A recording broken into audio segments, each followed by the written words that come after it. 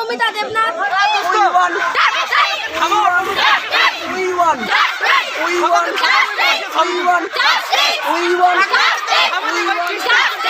এতদিন হয়ে যাওয়ার পরেও কেন ধর্ষকদের চিহ্নিত করা গেল না? প্রশাসন, তুমি জবাব দাও। আরে পুলিশ, তুমি চিন্তা করো। আরে পুলিশ, তুমি চিন্তা করো। আরে পুলিশ, তুমি চিন্তা করো। আরে এতদিন হয়ে যাওয়ার পরেও কেন ধর্ষকদের চিহ্নিত করা গেল না? প্রশাসন, তুমি জবাব দাও। আরে জবাব জবাব জবাব দাও। আরে জবাব জবাব জবাব দাও। এতদিন হয়ে যাওয়ার পরেও কেন দোষীদের চিহ্নিত করা গেল না? প্রশাসন, তুমি জবাব দাও। জমায়েত হওয়ার কারণটা যদি একটু ডিটেলসে বলতে।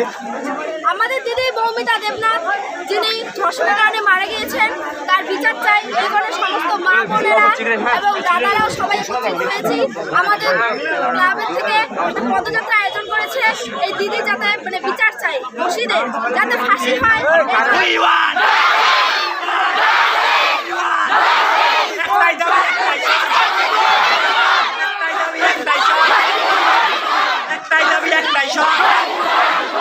বিলম্বে দৃষ্টান্তমূলক শাস্তি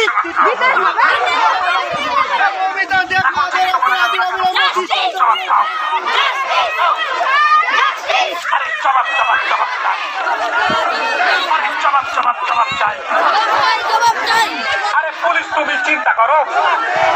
আরে পুলিশ, তুমি চিন্তা করো।